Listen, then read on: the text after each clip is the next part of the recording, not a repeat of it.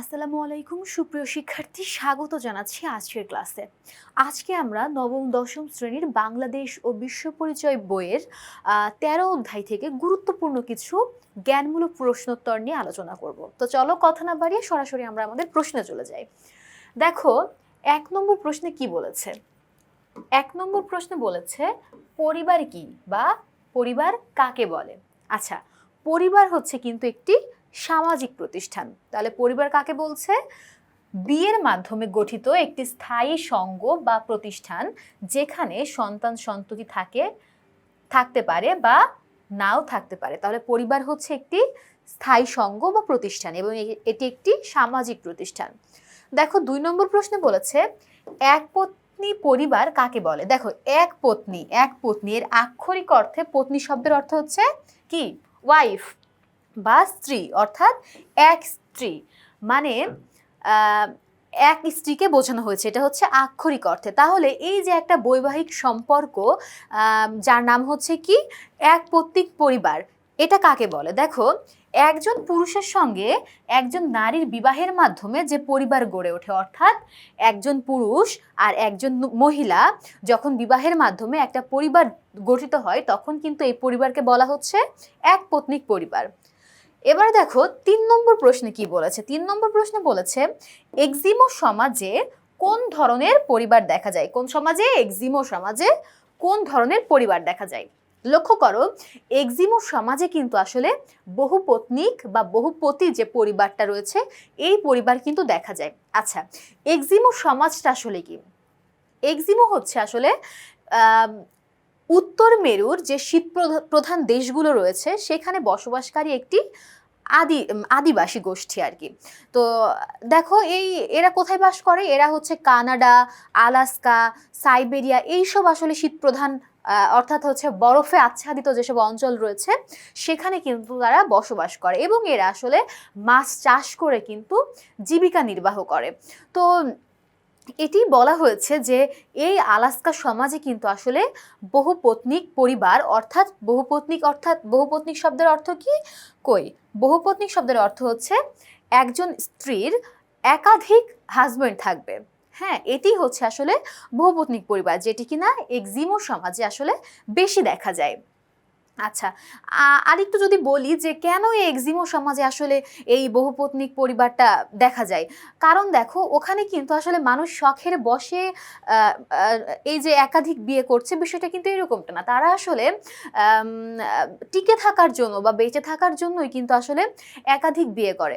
যদি দেখো যে হচ্ছে কি হতো, শীত প্রধান দেশে, অর্থাৎ যখন প্রচণ্ড ঠান্ডার মধ্যে তারা যখন হচ্ছে শিকারে যেত, তো এটি কিন্তু আসলে বেশিরভাগ সময়ই কিন্তু আসলে তারা তাদের প্রাণ হারাতো প্রতিকূল পরিস্থিতিতে বা প্রতিকূল পরিবেশে টিকে থাকতে পারতো না, তারা মারা যেত। তো এ জায়গা থেকে কিন্তু আসলে নারীরা কি করলো? নারীরা হচ্ছে আসলে একাধিক যে বিয়ে, একাধিক পুরুষ, একজন নারী হচ্ছে একাধিক পুরুষকে বিয়ে করার এই প্রবণতাটা কিন্তু আসলে এই জায়গা থেকে আসলো। এছাড়াও তারা চিন্তা করলো বা তারা দেখলো যে এই যে প্রতিকূল পরিবেশে একজন পুরুষ বা একজন পুরুষের পক্ষে কিন্তু আসলে এই যে তাদের পরিবারের জন্য খাবার সংগ্রহ করে নিয়ে আসা কিন্তু আসলে সম্ভব হচ্ছে না। তখন তারা কি করলো? তখন তারা সংঘবদ্ধ হয়ে ২-৩ জন মিলে সেটা বন্ধু হতে পারে বা ২-৩ জন পুরুষ মিলে আসলে তারা কিন্তু খাবারের সন্ধানে যেত এবং তারা তাদের একজনের অনুপস্থিতিতে তারা যেন তাদের পরিবারকে ঠিকভাবে টিকিয়ে রাখতে পারে, খাবার দিতে পারে, এই জন্যই কিন্তু আসলে তারা এক্ষেত্রেও কি করলো? তারা হচ্ছে ২-৩ জন মিলে হচ্ছে পরিবারের দায়িত্ব নিল এবং এক্ষেত্রে দেখা গেল কি যে তাহলে একজন নারীর আসলে ২-৩ জন পুরুষের সাথে বিয়ে হলো। ঠিক আছে, তো এই যে এখানে এই বিষয়গুলো আসলে কিন্তু কাজ করছে। তো তাহলে ৩ নম্বর প্রশ্নটা এক্সিমো সমাজ এবং এখানে যে বহুপত্নিক পরিবার আসলে রয়েছে, এই বিষয়টা আসলে আমরা ক্লিয়ার হলাম বিষয়টি সম্পর্কে। তো দেখো ৪ নম্বর প্রশ্নে কি বলেছে। ৪ নম্বর প্রশ্নে বলেছে পরিবার গঠনের অন্যতম পূর্ব শর্ত কি? পরিবার গঠনের অন্যতম পূর্ব শর্ত হচ্ছে বিবাহ। কারণ বিয়ের মাধ্যমে কিন্তু স্বামী স্ত্রী কি হয়, বিবাহ বন্ধনে আবদ্ধ হয়ে তাদের হচ্ছে সন্ততি নিয়ে তারা কিন্তু আসলে হচ্ছে জীবন ধারণ করে। ঠিক আছে, তো এটা হচ্ছে একটি সামাজিক দিক। তো হচ্ছে দেখো এখানে তাহলে বলা হয়েছে যে পরিবার গঠনের অন্যতম পূর্ব শর্ত হচ্ছে কিন্তু আসলে বিবাহ। তো দেখো আমরা পরবর্তী প্রশ্নে যাই। পরবর্তী প্রশ্নে কি বলেছে? পরবর্তী প্রশ্নে বলেছে যে আদর্শ পরিবার কাকে বলে? আদর্শ পরিবার কাকে বলে? দেখো একপত্নিক পরিবারকে কিন্তু আসলে আদর্শ পরিবার বলা হচ্ছে। তো তাহলে একপত্নিক পরিবারটা আসলে কি? যখন হচ্ছে একজন পুরুষের সঙ্গে যখন একজন নারীর বিবাহ হচ্ছে, অর্থাৎ একজন পুরুষ যখন একজন নারীর সঙ্গে বিবাহ বন্ধনে আবদ্ধ হয়ে যখন হচ্ছে পরিবার গঠন করছে, তখন কিন্তু আসলে এই পরিবারটিকে, এই বিবাহটাকে বলা হচ্ছে এই পরিবারটিকে বলা হচ্ছে একপত্নিক পরিবার, এবং যেটাকে বলা হচ্ছে কিনা কি আদর্শ পরিবার। তাহলে এটা সম্পর্কে আমরা ক্লিয়ার হলাম। দেখো 6 নম্বর প্রশ্নে কি বলা হয়েছে? 6 নম্বর প্রশ্নে বলা হয়েছে প্রতিলোম বিবাহ ভিত্তিক পরিবার কাকে বলে? প্রতিলোম একটা হচ্ছে আছে কি অনুলোম বিবাহ, এবং এখানে বলা হয়েছে কি প্রতিলোম বিবাহের কথা বলা হয়েছে। তাহলে প্রতিলোম বিবাহ ভিত্তিক পরিবার কোনটা? নিচু বর্ণের পাত্রের সঙ্গে উঁচু বর্ণের পাত্রীর বিয়ে। যখন নিচু বর্ণের একজন পাত্রের সাথে যখন উঁচু বর্ণের বা একজন পাত্রের বিয়ে হবে, এবং এর ফলে যখন তারা পরিবার গঠন করবে, সমাজে বসবাস করবে, তখন তাকে আমরা এই যে বিবাহটা করা হচ্ছে, এই বিবাহটাকে আমরা বলবো যে প্রতিলোম বিবাহ ভিত্তিক পরিবার। দেখো একই রকম ভাবে 7 নম্বর কি বলা হয়েছে? 7 নম্বরে বলেছে যে অনুলোম বিবাহ ভিত্তিক পরিবার কাকে বলে? এটি কিন্তু আসলে এর হচ্ছে উল্টোটা। কারণ এই অনুলোমে কি হচ্ছে? অনুলোমে হচ্ছে একজন উঁচু বর্ণের পাত্র যখন একজন নিচু বর্ণের পাত্রীকে বিয়ে করছে, একজন উঁচু বর্ণের পাত্র একজন নিচু বর্ণের পাত্রীকে যখন বিয়ে করে পরিবার গঠন করবে এবং সমাজে যখন বসবাস করবে, তখন কিন্তু আমরা এটাকে বলছি অনুলোম বিবাহ ভিত্তিক পরিবার। তাহলে আমরা অনুলোম আর প্রতিলোম সম্পর্কে ক্লিয়ার হয়েছি। এবারে দেখো 8 নম্বর প্রশ্নে কি বলা হয়েছে? দেখো 8 নম্বর প্রশ্নে বলা হয়েছে যে সামাজিকীকরণ কি? সামাজিকীকরণ কি? দেখো এটি কিন্তু একটি জীবনব্যাপী চলমান একটি প্রক্রিয়া। এটির কিন্তু জন্ম থেকে শুরু করে আসলে মৃত্যু পর্যন্ত চলতে থাকে এই প্রক্রিয়াটি।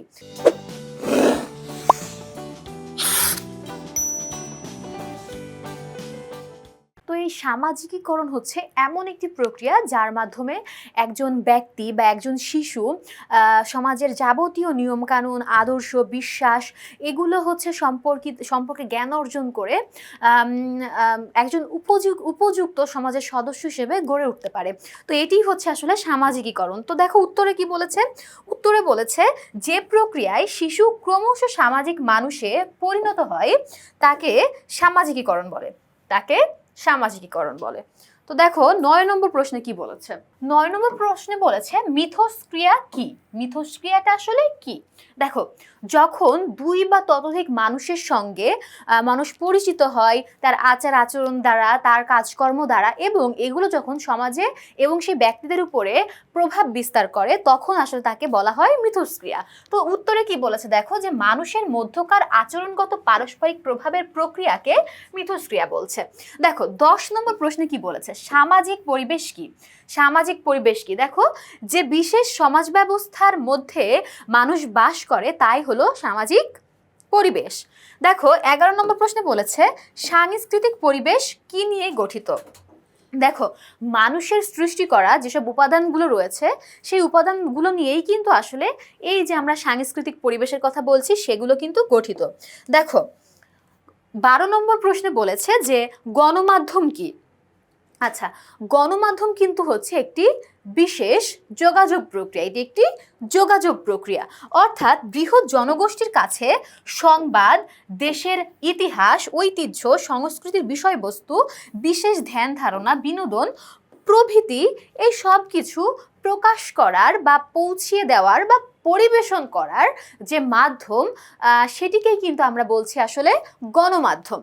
তাহলে গণমাধ্যম কি, বিষয়টা তোমরা ক্লিয়ার হয়েছো? চলো আমরা পরবর্তী প্রশ্নে চলে যাই।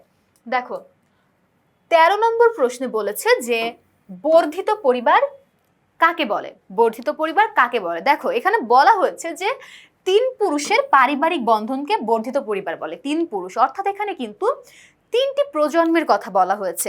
যখন এক বা একাধিক দুই বা ততোধিক প্রজন্ম বা এক বা একাধিক প্রজন্ম যখন একত্রে বসবাস করে তখন কিন্তু হচ্ছে তাকে আমরা কি বলছি, তখন আমরা তাকে বলছি বর্ধিত পরিবার। তো এখানে সেই কথাটাই বলা হয়েছে যে তিন পুরুষের পারিবারিক বন্ধনকে বর্ধিত পরিবার বলে। দেখো 14 নম্বরে কি বলেছে, 14 নম্বরে বলেছে কাদের মধ্যে মাতৃসূত্রীয় পরিবার ব্যবস্থা এখনো প্রচলিত। তোমরা যদি তোমাদের বইয়ে দেখে থাকো, তোমরা বইয়ে দেখে থাকবে যে সেখানে বলা হয়েছে যে খাসিয়া এবং গারো নামক যে ক্ষুদ্র নৃগোষ্ঠী রয়েছে তাদের মধ্যে কিন্তু আসলে এই যে মাতৃসূত্রীয় বা মাতৃতান্ত্রিক যে পরিবার ব্যবস্থা এটি কিন্তু আসলে এখনো চালু রয়েছে। কাদের মধ্যে? খাসিয়া এবং গারোদের মধ্যে, খাসিয়া এবং গারোদের মধ্যে। ওকে, তো আমরা আমাদের 14 নম্বর প্রশ্ন শেষ করেছি। দেখো আমরা পরবর্তী প্রশ্নে চলে যাই। পরবর্তী প্রশ্ন অর্থাৎ 15 নম্বর প্রশ্নে বলেছে যে দেখো 15 নম্বর প্রশ্নে বলেছে নয়াবাস পরিবার কাকে বলে। নয়াবাস পরিবার কাকে বলে? দেখো সাধারণত বিয়ের পরে কি হয় বলো তো? বিয়ের পরে স্ত্রীকে নিয়ে হাজবেন্ড কিন্তু তার বাবার বাড়িতে নিয়ে যায় বা বাবার বাড়িতে যেয়ে কিন্তু ওঠে। যদি এর বিপরীতটা হয় তখন কি হবে? যদি স্ত্রী তার হাজবেন্ডকে নিয়ে তার নিজের বাবার বাড়িতে থাকে বা বাবার বাড়িতেই ওঠে তাহলে তখন আমরা তাকে কি বলি? তখন তার বিপরীতটা হয়। তো যখন দেখো এই যে সাধারণ বিষয়টা ঘটতেছে অথবা এর বিপরীত বিষয়টা ঘটছে, এই দুইটা বিষয় কোনোটি যখন না ঘটে, যখন বিবাহিত দম্পতি অর্থাৎ হচ্ছে স্বামী এবং স্ত্রী যখন কারোর পিতার বাড়িতে অর্থাৎ মেয়ের পিতার বাড়িতেও না আবার ছেলের পিতার বাড়িতেও না, যখন দুজনের কারোর পিতার বাড়িতে না উঠে বা না বসবাস করে, যখন পৃথক বাড়িতে বসবাস করে, যখন পৃথক একটা বাড়িতে বসবাস করে তখন তাকে আসলে বলা হচ্ছে নয়াবাস পরিবার। ঠিক আছে, এবারে দেখো 16 নম্বর প্রশ্নে কি বলেছে। 16 নম্বর প্রশ্নে বলেছে বহির্গোত্র বিবাহ ভিত্তিক পরিবার কোন সমাজে দেখা যায়। কি বলেছে? বহির্গোত্র বিবাহ ভিত্তিক পরিবার। দেখো এই যে বহির্গোত্র বিবাহ ভিত্তিক পরিবারের কথা বলা হয়েছে এটি কিন্তু হিন্দু সমাজে দেখা যায়।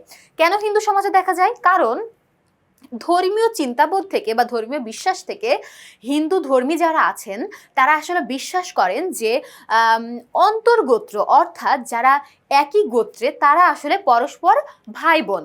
কেন ভাই বোন? কারণ তারা বিশ্বাস করেন যে যারা একই গোত্রীয় তারা হচ্ছে পূর্ববর্তী বংশধর বা একই হচ্ছে বংশের অধিকারী। তো তারা কি হচ্ছে? তারা একে অপরের ভাই বোন হচ্ছে।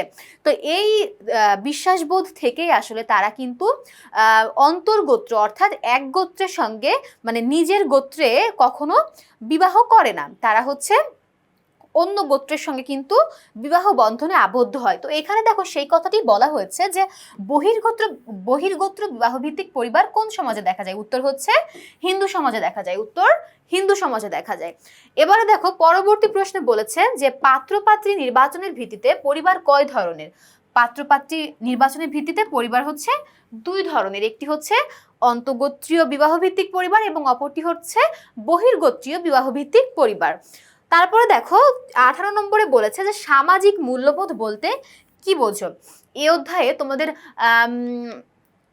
আগের ক্লাসেও আমি বলেছি যে আসলে মূল্যবোধ জিনিসটা কি। মূল্যবোধ হচ্ছে মানুষের মনের একটি মানদণ্ড, অর্থাৎ কোনটি ভালো কোনটি খারাপ, কোন কাজটি আমাদের গ্রহণ করা উচিত কোন কাজটি আমাদের বর্জন করা উচিত, এই যে একটা সুচিন্তা বা এই যে একটা ধারণা বা একটা বিবেক বোধ কাজ করা, এই যে একটা মানদণ্ডের কথা বলা হচ্ছে, এই মানদণ্ডই কিন্তু আসলে হচ্ছে এই যে মূল্যবোধের কথা বলছি এটি কিন্তু আসলে মূল্যবোধ। তো এই যে সামাজিক মূল্যবোধ বলতে আসলে দেখো কি বোঝাচ্ছে। সামাজিক মূল্যবোধ বলতে বোঝাচ্ছে যে প্রচলিত রীতিনীতি, ধ্যান ধারণা, বিশ্বাস, লক্ষ্য, উদ্দেশ্য, সংস্থা ইত্যাদির সমষ্টি যা পরোক্ষভাবে মানুষের আচার আচরণ এবং কার্যাবলীকে নিয়ন্ত্রণ করে। তাহলে এই যে সামাজিক মূল্যবোধের কথা আমরা বলছি এটি কি করে? এটি মানুষের আচার আচরণ, এটি মানুষের দৈনন্দিন যে কার্যাবলী বলো না কেন এই বিষয়গুলোকে কিন্তু আসলে নিয়ন্ত্রণ করে। তো শিক্ষার্থীরা এই ছিল আমাদের আজকের ক্লাস। পরবর্তীতে আবারও নতুন কোনো ভিডিও নিয়ে তোমাদের সঙ্গে দেখা হচ্ছে। তোমাদের সকলের জন্য অনেক অনেক শুভকামনা। ধন্যবাদ সবাইকে।